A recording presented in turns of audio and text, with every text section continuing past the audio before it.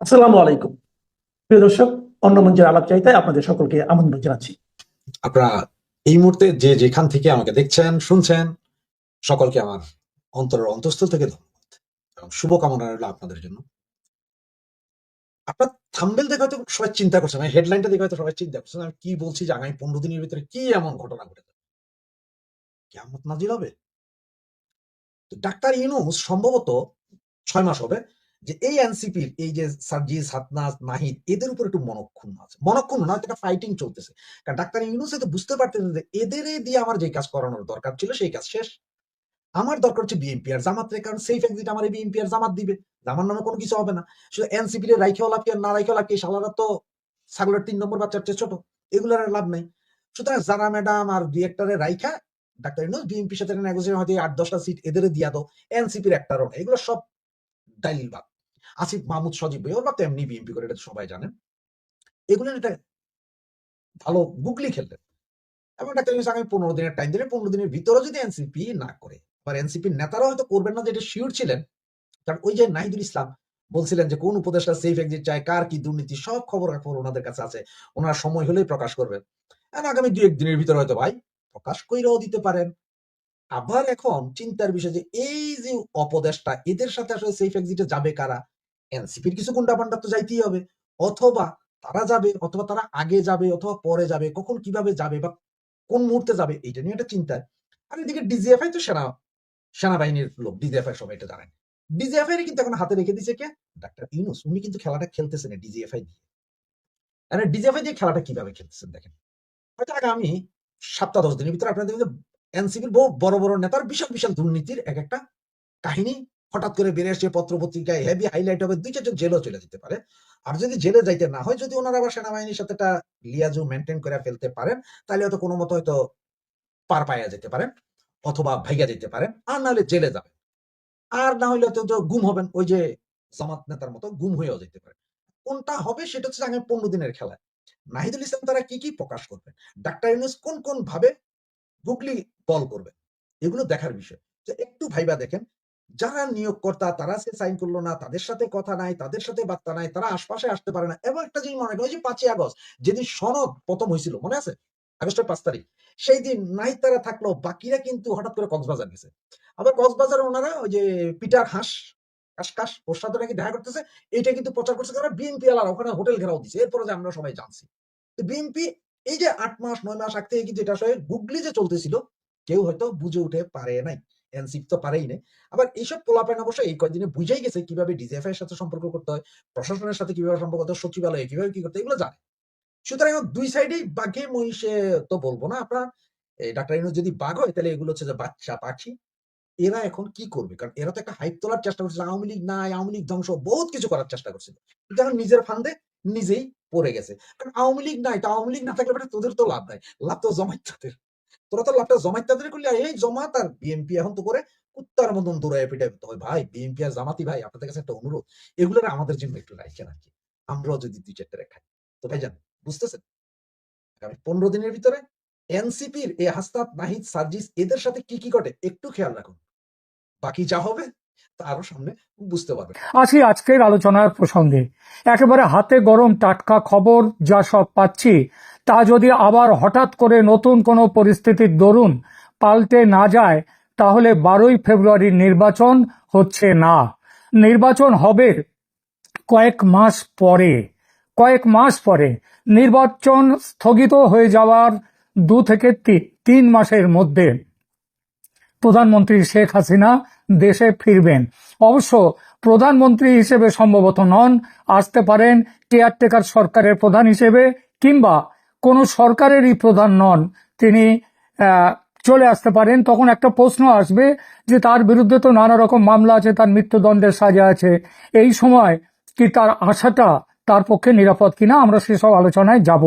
তবে তার আগে বলি, তিনি আসার আগে মোহাম্মদ ইউনূস তার দায়িত্বে ইস্তফা দিয়ে চলে যাবেন। যুক্তরাষ্ট্র বা ইউরোপের কোনো দেশে নয়, পৃথিবীতে ছোটখাটো এমন বেশ কিছু দেশ আছে যেখানে বড়সড় পরিমাণের ডলার জমা দিয়ে নাগরিকত্ব পাওয়া যায়।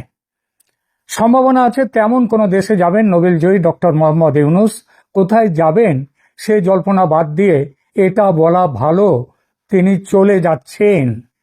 এবার দু কথা বলি, কি এমন পরিস্থিতি হলো যে আমি এতটা জোর দিয়ে বলছি যে শেখ হাসিনা ফিরছেন দেশে? এর উত্তর একটাই, অন্য কারো কথা নয়, এমন ইচ্ছার এবং সিদ্ধান্তের কথা নিজেই বলেছেন নেত্রী। কিন্তু হঠাৎ করে এখন তিনি বলতে গেলেন কেন এ কথা?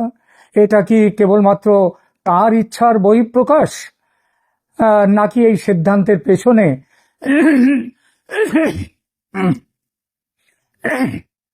সরি নাকি এই সিদ্ধান্তের পেছনে বড়সড় কোনো কারণ আছে? দেখা যাক সেটা। ভারত বিগত বেশ কিছু মাস ধরে বলে আসছে বাংলাদেশে স্বচ্ছ, মুক্ত এবং সমস্ত দলের অংশগ্রহণের মাধ্যমে হওয়া একটি নির্বাচনের কথা। আমেরিকা স্পষ্ট কোনো অবস্থান নিচ্ছিল না, ঝুলিয়ে রেখেছিল বিষয়টা। কিন্তু অতি সম্প্রতি আমেরিকা মনস্থির করে ফেলেছে। ইউনূস একজন চূড়ান্ত ব্যর্থ প্রশাসক, সেটা বুঝেছে ট্রাম্প প্রশাসন। তিনি চেষ্টা করছেন নির্বাচনী প্রক্রিয়ায় জালিয়াতি করে মৌলবাদী শক্তি অর্থাৎ জামায়াতের সরকার প্রতিষ্ঠা করার জন্য। বাংলাদেশ মৌলবাদীদের হাতে চলে যাক, এটা একেবারেই চাইছে না আমেরিকা। আবার এই কথা ভারতেরও ভাবা গিয়েছিল বিএনপিকে সমর্থন দিয়ে কট্টর মৌলবাদের বিরুদ্ধে একটা মধ্যপন্থী সরকার তৈরি হোক বাংলাদেশে, অন্তত এটা চাইছিল ভারত। কিন্তু আওয়ামী লীগ নির্বাচনে থাকুক এই দাবি কখনো ছাড়েনি। শুধু নিজে যে এই দাবি করে বসেছিল তাও নয়, আন্তর্জাতিক মহলে এবং বিশেষ করে ট্রাম্প প্রশাসনকে বোঝাবার প্রচেষ্টা চালিয়ে গেছে সমানে। সেই বোঝানোতে শুধু বোঝানো ছিল না, চাপের রাজনীতিও ছিল। কি ছিল সেই চাপের রাজনীতি? সেটা হচ্ছে যে বঙ্গোপসাগর এবং ভারত মহাসাগর, ইন্দো প্যাসিফিক এই অঞ্চলে যদি চীনকে দমন করতে হয় তাহলে ভারতের সাহায্য ছাড়া সেটা সম্ভব নয়। সে আমেরিকা কেন, কারো পক্ষেই সম্ভব নয়। সুতরাং চীনকে দমন করতে গেলে ভারতের বাংলাদেশ নীতিকেও সমর্থন দিতে হবে, কারণ বাংলাদেশের ওপর দিয়ে চলে গিয়েছে কিন্তু চীনের ওই যে বলে বেল্ট অ্যান্ড রোড প্রকল্প। আর তারই ফলশ্রুতিতে আমেরিকা আজ বাংলাদেশ নিয়ে যা ভারত চায় তাতে সহমত হয়েছে। গত কয়েকদিন ধরে ইউনূস সরকারের বিষয়ে যে খবর দেখতে পাচ্ছেন বিভিন্ন সোশ্যাল মিডিয়া এবং মিডিয়াতে, আপনারা দেখবেন তাতে সবাই প্রায় বহু জায়গাতে দু তিনটে বিষয় উঠে আসছে। একটা বিষয় হলো যে নির্বাচন হচ্ছে না, 12ই ফেব্রুয়ারিতে নির্বাচন স্থগিত হয়ে যাচ্ছে।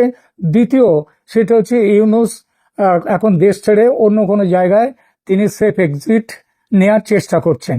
এবং এই সমস্ত কথাগুলো যে হচ্ছে সেটা এমনি আগেই বলেছি, এগুলো ওই বাতাসে ভাসা কথা নয়।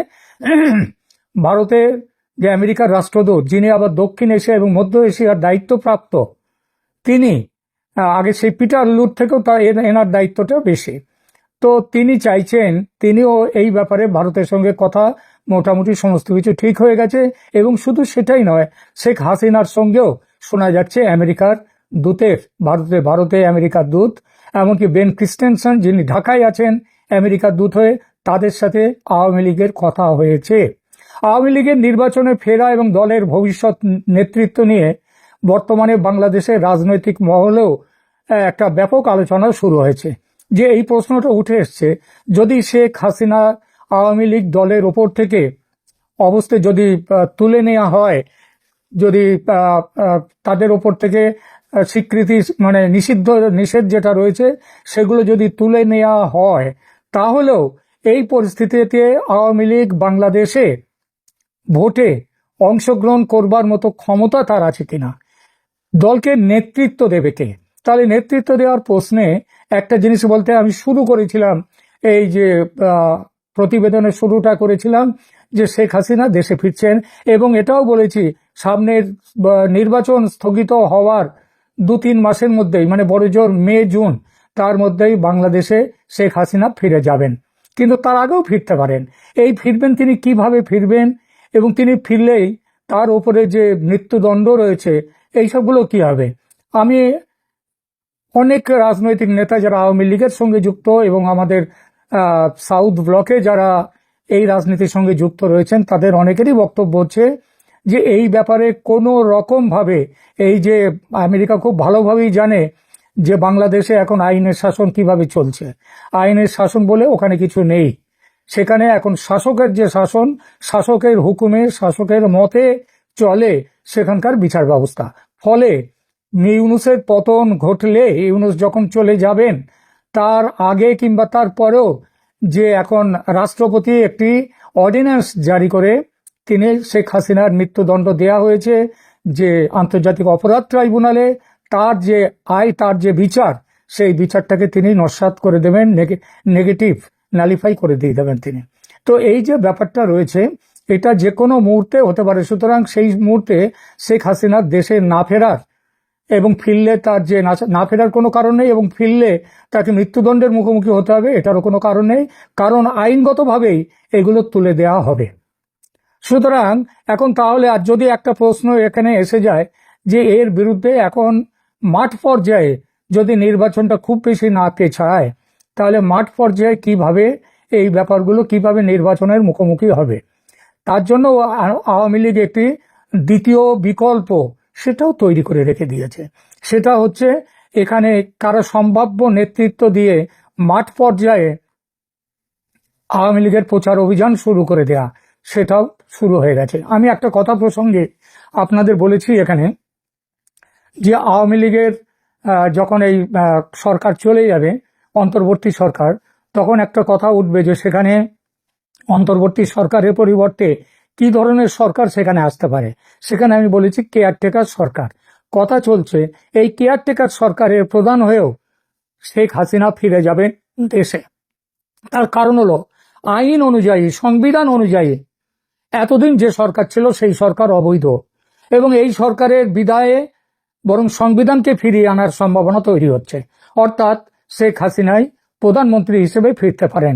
কিন্তু এখানে একটা বিরোধিতাও চলছে যে দেশের মানুষের কাছে একটা যে গত 2024-এর যে জুলাই অভ্যুত্থান, সেই অভ্যুত্থানের কথা মাথায় রেখে একটা মধ্যবর্তী পথ বার করার চেষ্টা হচ্ছে।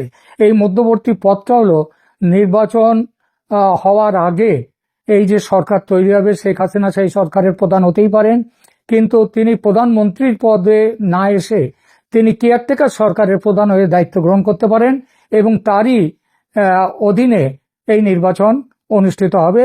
সেটা 3 মাস পরে হোক কিংবা তার কিছু সামান্য কিছু আগে পরে হোক, যেটাই হোক সেটা হবে। সুতরাং এখন এই পরিস্থিতিতে একটা পরিষ্কার জিনিস দেখা যাচ্ছে যে শেখ হাসিনা দেশে ফিরছেন এবং ক্ষমতাতেও ফিরছেন। এই ব্যাপারে ভারত, আমেরিকা একমত হয়ে গেছে। সব থেকে বড় দুটো স্টেক হোল্ডার বাংলাদেশের ব্যাপারে, একটা হচ্ছে ভারত আর একটা হচ্ছে আমেরিকা। যাতে আমেরিকার স্বার্থ এতদিন ধরে যেটা যে পদ দিয়ে ইউনূসকে দিয়ে যেসব কাজকর্মগুলো করে নেওয়া হয়েছে সেইগুলোর ব্যাপারেও সদিচ্ছা, সেইগুলো ভালোভাবে এবং কি বলবো সহৃদয়ভাবে সেগুলোরও আলোচনা করে সেই ব্যাপারে সিদ্ধান্ত নেবে পরবর্তী সরকার। এমন একটা বোঝাপড়ার ভিত্তিতে কিন্তু শেখ হাসিনা দেশে ফিরবেন। এই পর্যন্ত এইভাবেই ঠিক হয়েছে। আশা করা যায় যে মে-জুন মাসের মধ্যেই বাংলাদেশের পরিস্থিতি শান্ত হয়ে আসবে। আসসালামু আলাইকুম দর্শক, গতকালই আমি আপনাদেরকে প্রথমে জানিয়েছি, বাংলাদেশে অন্য কোনো মিডিয়া করেছে কিনা আমি জানি না, আমি দেখার প্রয়োজন মনে করি না। আমাদের সিদ্ধান্তে আমরা ভারতের একটি প্রেস কনফারেন্সের কথা তুলেছিলাম যে ভিন্ন একটি ব্যানারে প্রেস কনফারেন্সে, কিন্তু আমরা প্রশ্ন তুলেছিলাম যে বেসিক্যালি এটা আওয়ামী লীগের প্রেস কনফারেন্স কিনা। এবং রাতে আমাদের আলোচক দিল্লি থেকে গৌতম লাহিড়ী আপনাদেরকে বিস্তারিত জানিয়েছেন যে সেখানে দিল্লি প্রেস ক্লাবে ধরেন যেই ব্যানারে হোক না হোক, সেখানে যখন হাসান মাহমুদ বা নওফেলরা থাকেন, মহিবুলক নওফেলরা থাকেন, তখন এখানে আর বোঝার বাকি থাকে না। আমরাও যদি এখন বাংলাদেশে ধরেন সাবির হোসেন চৌধুরী উনি যদি HRC গ্রুপে ব্রিফিংও করেন, আমরা ওখানে গিয়ে আওয়ামী লীগ সংক্রান্ত প্রশ্ন করবো। বা ধরেন আইবি রহমান যদি মুক্তি বাইরে থাকতেন, ইভেন ধরেন কাদের সিদ্দিকী উনি যদি কোনো প্রেস কনফারেন্স করেন, ওনাকেও গিয়ে পারলে আওয়ামী লীগ রিলেটেড প্রশ্ন করবো। সো দ্যাট দিল্লির সাংবাদিকরাও তাই করেছে। হাসান মাহমুদকে যখন পেয়েছে বা নওফেলকে, তখন তারা আপনারা গৌতম লাহিড়ীর মুখ থেকে ওই প্রেস কনফারেন্স সম্পর্কে বিস্তারিত শুনেছেন। এবং যে তথ্যটা উঠে এসছে যে ডক্টর ইউনূস সরকারের অধীনে আওয়ামী লীগকে রাখা হলেও, তার নিষেধাজ্ঞা যদি তুলেও নেওয়া হয়, রাখা হলেও তারা কোনো নির্বাচনে অংশ নেবে না। এটা অনেক আগে থেকে আমি আপনাদেরকে বলেছি যে এটা তো আওয়ামী লীগের তো পাগলা কুত্তায় কামড়ায় নাই যে ডক্টর ইউনূসের অধীনে তারা কোনো নির্বাচনে যাবে, দয়ার নির্বাচনে এটা তারা যাবে না। এটা আমরা আগে থেকেই অনুমান করছিলাম। সেই খবরই নতুন অন্তর্বর্তী সরকার এলে ভোটে যেতে প্রস্তুত আওয়ামী লীগ বাংলাদেশে যদি নতুন কোন অন্তর্বর্তী সরকার দায়িত্ব নেয় এবং তারা সুষ্ঠু ও অবাধ নির্বাচনের পরিবেশ নিশ্চিত করে, তাহলে আওয়ামী লীগ নির্বাচনে অংশ নিতে প্রস্তুত বলে দলটির নেতাদের পক্ষ থেকে ঘোষণা দেওয়া হয়েছে। একই সঙ্গে দলের পক্ষ থেকে জানানো হয়, মোহাম্মদ ইউনূসের নেতৃত্বাধীন বর্তমান অন্তর্বর্তী সরকারের অধীনে অনুষ্ঠিত কোনো নির্বাচনে আওয়ামী লীগ অংশ নেবে না। তাদের মতে এই সরকারের অধীনে সুষ্ঠু, অবাধ ও গ্রহণযোগ্য নির্বাচন সম্ভব নয়। শনিবার ভারতের রাজধানী নয়াদিল্লিতে আয়োজিত এক সংবাদ সম্মেলন থেকে কথা জানান বাংলাদেশের কার্যক্রম নিষিদ্ধ আওয়ামী লীগের জ্যেষ্ঠ নেতা ও সাবেক তথ্যমন্ত্রী হাসান মাহমুদ। সংবাদ সম্মেলনে তার সঙ্গে ছিলেন বাংলাদেশের সাবেক শিক্ষামন্ত্রী মহিবুল হাসান চৌধুরী নওফেল এবং আওয়ামী লীগপন্থী অ্যাক্টিভিস্ট ও আইনজীবী নিঝুম মজুমদার। 2024 সালে জুলাই আগস্টে বাংলাদেশের রাজনৈতিক অস্থিরতা নিয়ে জাতিসংঘের মানবাধিকার কমিশনের কার্যালয়ে যে রিপোর্ট পেশ করেছিল তার মধ্যকার একটি অসঙ্গতি তুলে ধরতে মূলত এই সাংবাদিক সম্মেলনের আয়োজন করা হয়। স্থানীয় সময় শনিবার সন্ধ্যা 6টা থেকে শুরু হওয়া সংবাদ সম্মেলন চলে প্রায় দীর্ঘ 2 ঘন্টা। এ সময় তারা নিজেদের বক্তব্য তুলে ধরার পাশাপাশি দিল্লির সাংবাদিকদের নানান প্রশ্নের জবাব দেন। সংবাদ সম্মেলনে জানানো হয়, জাতিসংঘের মানবাধিকার কমিশনের রিপোর্টে তথ্যগত, আইনগত, পদ্ধতিগত ভুলভ্রান্তি হয়েছে বলে মনে করছে আওয়ামী লীগ। পাল্টা যুক্তি দিয়ে এসব বিষয় তুলে ধরেন দলটির নেতারা। আইনগত বিষয়গুলো ব্যাখ্যা করেন সেই নিঝুম মজুমদার। প্রসঙ্গত জাতিসংঘের রিপোর্ট নিয়ে কথা বলছে। তবে দিল্লির সংবাদ সম্মেলন থেকে ইন্টারন্যাশনাল ক্রাইমস রিসার্চ ফাউন্ডেশন দাবি করেছে এই তথ্য, মানে সেই ভলকার তুর্কের যে রিপোর্টটি সেটা অনেক কিছুই ভুল বলে সেখানে দাবি করা হয়েছে। এখানে তখন বলা হচ্ছে, তবে হাসান মাহমুদের ক্ষেত্রে পরিস্থিতিটা আলাদা, কারণ তিনি ভারতে নন, আপাতত থাকছেন ইউরোপের দেশ বেলজিয়ামে। সম্প্রতি সোশ্যাল মিডিয়াতে ফাঁস হওয়া বিভিন্ন ছবিতে তাকে ইউরোপের বিভিন্ন দেশে সফর করতেও দেখা যাচ্ছে। ফলে হাসান মাহমুদের ক্ষেত্রে ভারতের সরাসরি কোনো দায় নেই বলেই তাদের দিল্লি প্রেস ক্লাবে এই সাংবাদিক সম্মেলন করার অনুমতি দেওয়া হয়েছে বলে ধারণা করা হচ্ছে। এই সাংবাদিক সম্মেলনে তার প্রার্থী, তার সঙ্গে নিঝুম মজুমদার লন্ডন প্রবাসী, মানে এই সাংবাদিক সম্মেলনটা আয়োজনের জন্য একটা কৌশল অবলম্বন করা হয়েছে, সেটা আমরা গতকাল থেকে আপনাদেরকে বলে আসছিলাম। ভালো থাকবেন, সুস্থ থাকবেন। আপনার সাথে আমি আতিক। কি স্যাংশন আসছে, বা আসলে কি আমেরিকায় স্যাংশন দিচ্ছে নাকি, সেই বিষয়টা নিয়ে আসলে কথা হলো। তো সেই বিষয়টা নিয়ে কথা বলার আগে আপনাদেরকে ছোট্ট করে 30 সেকেন্ডের একটা জিনিস একটু বুঝিয়ে দিই। আমি গতকালকে আমার যে কন্টেন্ট ছিল, বা অনেকে যে কন্টেন্ট করেছেন, তার আগের দিনের যে কন্টেন্ট ছিল, এগুলোতে এখন আস্তে আস্তে অনেকেই কন্টেন্ট করছেন, সুতরাং আপনাদের বিশ্বাসযোগ্যতা অর্জন করছে যে জি, আমি যেগুলো বলেছিলাম সেগুলো সত্যিই বলেছিলাম। এখন যখন আপনারা জানতে পারছেন যে আমি যখন বলেছিলাম যে শেখ হাসিনার সাথে মার্কো রুবিও কথা বলেছে, অনেকে বলেছিলেন মিস ইনফরমেশন, কিন্তু এখন বিভিন্ন কন্টেন্ট ক্রিয়েটাররা বলছেন, এমনকি জনকণ্ঠ পত্রিকাও বলেছেন সরাসরি দেখা করেছেন। তবে না, সরাসরি দেখা করেনি, ফোন আলাপ হয়েছে। তো যে বিষয়টা নিয়ে কথা বলছিলাম যে গতকাল দুপুরবেলা জামাত, সকালবেলা বিএনপি, এবং তার আগে আপনার ডাক্তার ইউনূসের সাথে আমেরিকা যে বৈঠকগুলো করেছে বা ভার্চুয়ালি বৈঠক করেছে, সেগুলোতে একটি জিনিসই আমেরিকার ছিল, যে আমরা যা করেছি ইন্ট্রিমের সাথে, আমরা যেসব চুক্তিগুলো করেছি এগুলো তোমাদের আমলে বৈধ থাকবে কিনা, বা তোমাদের আমলে তোমরা এগুলোকে সাস্টেন করাতে পারবে কিনা। জামাত বলেছে, স্যার আপনারা যা বলবেন সব, আপনারা দরকার সব নিয়ে যান, কানাচে কানাচে পাড়ায় পাড়ায় ক্যাম্প খোলেন, কোনো সমস্যা নেই, আমগো ক্ষমতা চাই। বিএনপিও সেম। এবং ডাক্তার ইউনূসের সাথে যে বৈঠক ছিল, সেই বৈঠকে ডাক্তার ইউনূস অনুরোধ করেছিলেন যে কি বলেন, আমরা যেসব চুক্তিগুলো করেছি নন ডিসক্লোজার সেই এগুলোর ব্যাপারে আপনাদের মতামত কি। বিএনপি বলেছে, না না, আমরা সব ওকে, আমরা we are all okay, we have a plan, মানে আমরা একটা প্ল্যান আছে যে আপনারা যা করেছেন তাই ঠিক থাকবে, প্রয়োজনে আপনাকে রাষ্ট্রপতিও বানানো হবে। এই হচ্ছে যে বিএনপির মনোভাব। বিএনপির সাথে যখন আমেরিকান কূটনীতিকরা কথা বলেছে, তখন বলেছে যে হ্যাঁ আমরা রাজি আছি, কোনো সমস্যা নেই, কিন্তু বিএনপি জানেই না যে আসলে চুক্তিতে কি কি হয়েছে, কারণ এটা তো নন ডিসক্লোজার। সুতরাং বিএনপি জানে না। কিন্তু বিএনপি না জানার পরও বিএনপির কথা হচ্ছে, যদি দেশের 16 টুকরা করে 15 টুকরা আমেরিকাকে দেওয়া হয়, এক টুকরাতে আমি তারেক জিয়া প্রেসিডেন্ট, প্রধানমন্ত্রী হব, কোনো সমস্যা নেই। এটা হচ্ছে বিএনপির মূলধারা। এখন বলি যে স্যাংশন, আসলে স্যাংশনটা আসছে কেন? স্যাংশনটা যে আসছে বা স্যাংশনটা যে পড়বে, তার কিছু সিমটম দেখেন। এই যে Bangladesh interim government already Boeing এর সাথে একটা চুক্তি করেছে, 14টা এয়ারবাস, বোয়িং এর এয়ারবাস কিনবে ইউএস থেকে। আর সেই এয়ারবাস কেনার চুক্তির কারণে আপনার বাংলাদেশ বিমান পরিচালনা পর্ষদে যেই পরিষদটা আছে বা যারা ডিরেক্টর আছে, তাদের মধ্যে সম্ভবত 3 থেকে 4 জন এটার বিরোধিতা করেছে। ওরা বলেছে যে ভাই এই মুহূর্তে বোয়িং কেনার দরকার নাই, আমাদের এমনি বিমানে লস, তার উপর আরো কিনা আমরা কত লস দিব, কোথায় বিমান যাবে তার কোনো